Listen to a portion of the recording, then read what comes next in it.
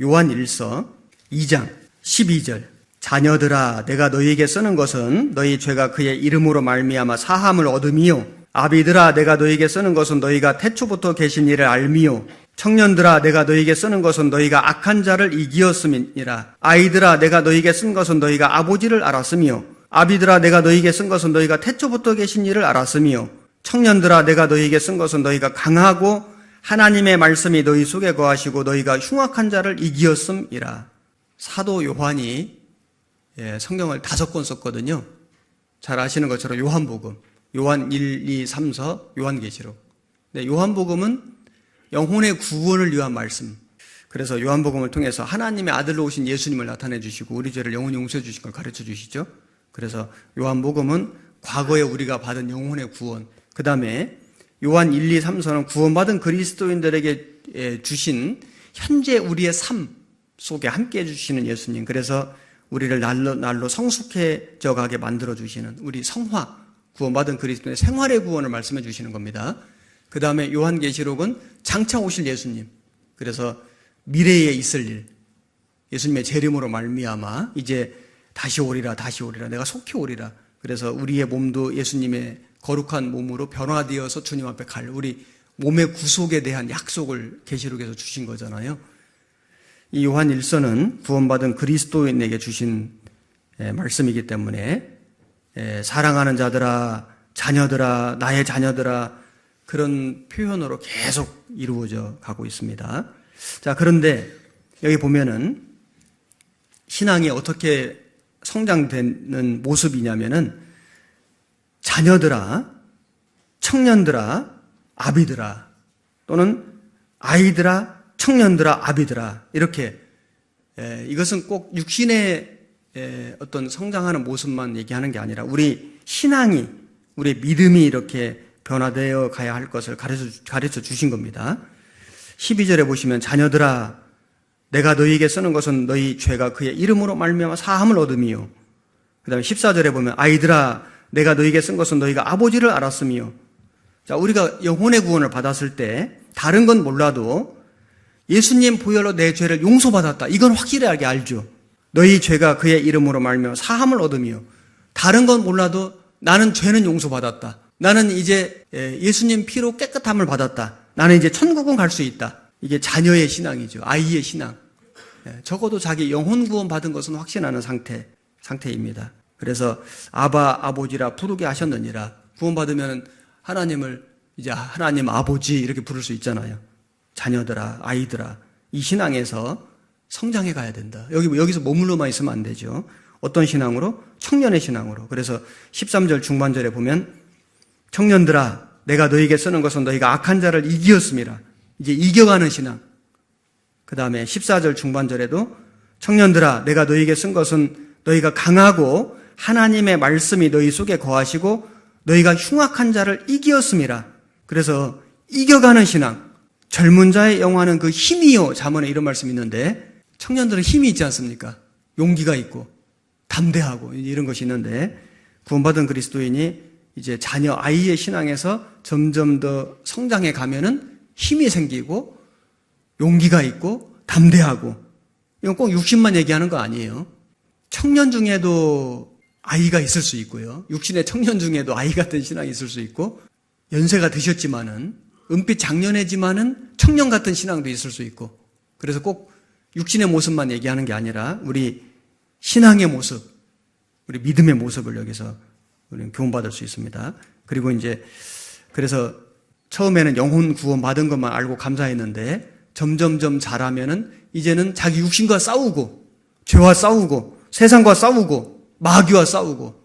그래서 마귀의 올무에 잡혀있는 영혼을 막 건져내고 구원하고 전도하러 가고 선교하러 가고. 그게 이제 청년의 신앙으로 자라가는 겁니다. 그 다음에 더 자라가면은 아비의 신앙이 된다. 아비의 신앙은 13절에 보면 아비들아 내가 너희에게 쓰는 것은 너희가 태초부터 계신 이를 알미요. 14절 중반절에 아비들아 내가 너희에게 쓴 것은 너희가 태초부터 계신 이를 알았으며. 이제는 태초부터 계신 이 삼위일체 성부 성자 성령으로 계신 하나님을 알아간다. 이제는 그냥 나를 보살펴 주시는 하나님 아버지 이 정도가 아니고요.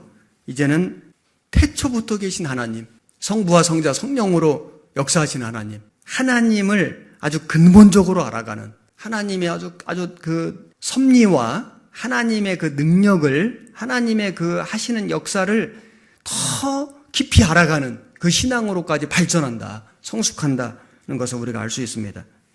에베소서 3장 18절, 능히 모든 성도와 함께 지식에 넘치는 그리스도의 사랑을 알아 그 넓이와 길이와 높이와 깊이가 어떠함을 깨달아 하나님의 모든 충만하신 것으로 너에게 충만하게 하시기를 구하노라. 여기 주님의 사랑을 이제는 더 넓게, 더 길게, 더 높게, 더 깊이 깨달아가는 신앙, 이게 이제 아비의 신앙이죠. 그래서 구원받은 그리스도인은 이제 아이의 신앙에서 청년의 신앙으로 아비의 신앙으로, 그 아비의 역할은 뭐냐면 돌봐주는 거예요.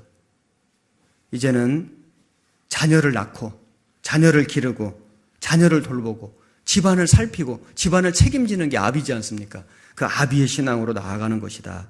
고린도전서 4장 15절 같이 읽겠습니다. 그리스도 안에서 일만 스승이 있으되 아비는 많지 아니하니 그리스도 예수 안에서 복음으로서 내가 너희를 낳았음이라. 일만 스승은 있으되 아비는 많지 아니하니. 그냥 지식을 가르쳐주는 스승은 세상에 많지만은 친정으로 자식을 낳고 생명을 낳고 그리고 양육하고 책임지고 돌보는 진정한 아비는 너무 적다. 많지 않다. 그런데 사도 바울은 복음으로서 내가 너희를 낳았음이라. 나를 본받는 자라 되라. 그래서 우리 이제 신앙이 처음에 구원받으면 이제 나 구원받았어. 이제 여기에서 자기와 싸우고 육신과 싸우고 죄와 싸우고 세상과 싸우고 마귀와 싸우고 점점 이겨가더니 나중에는 다른 영혼을 위해서 기도하고 찾아가고 전도하고 그래서 전도한 영혼을 돌봐주고 그 영혼이 점점 자라도록 사랑으로 베풀어주고 그래서 그 전도한 사람이 일꾼이 되고 나중에 또 다른 어른이 되고 그게 이제 아비의 모습이지 않습니까? 우리가 그 아비의 모습으로 자라가야 한다. 이걸 말씀하시는 겁니다. 갈라디아서 4장 19절. 나의 자녀들아 너희 속에 그리스도의 형상이 이루기까지 다시 너희를 위하여 해산하는 수고를 하노니 내가 이제라도 너희와 함께 있어 내 음성을 변하려 함은 너희를 대하여 의심이 있음이라. 사도 바울이 말하기를 나의 자녀들아 그리스도의 형상이 이루기까지 너희를 위하여 해산하는 수고를 하노니 여기 어머니들이 자식을 낳고 마는 게 아니라 자식을 낳고 또 기르는 수고, 그 돌보는 수고, 그 가르치는 수고, 끝까지 수고를 아끼지 않지 않습니까? 이게 해산하는 수고거든요. 해산하는 수고. 그래서 단순히 나만 주는 게 아니라 길러주는 수고. 그래서 어머니의 사랑, 아버지의 사랑이 얼마나 지극합니까? 그런 것처럼 사도 바울이 복음을 전했습니다. 낳았죠? 뿐만 아니라 해산하는 수고를 하노니 그리스도의 형상이 이루기까지. 그래서 아주 성숙하고 완전한 인격을 갖추기까지 부모가 계속해서 수고하는 것처럼 사도 바울은 그 교회가 새로 구원받고 점점 그 인격과 신앙과 믿음이 성장할 때까지 수고한 겁니다. 우리도 마찬가지죠. 우리도 어떤 사람을 전도했습니다. 그냥 전도했으니까 이제 알아서 하세요. 그게 아니고 계속해서 돌봐주고 관심을 가져주고 감싸주고 가르쳐주고 같이 고민해주고 그래서 점점 인격과 신앙이 성장될 때까지 우리가 해산하는 수고를 하는 그것이 진정한 아비의 신앙이다. 아비의 모습이다. 는 것을 말씀하고 있습니다. 데살로니가전서 2장 7절 오직 우리가 너희 가운데서 유순한 자 되어 유모가 자기 자녀를 기름과 같이 하였으니 우리가 이같이 너희를 사모하여 하나님의 복음으로만 아니라 우리 목숨까지 너희에게 주기를 즐겨함은 너희가 우리의 사랑하는 자 됨이니라.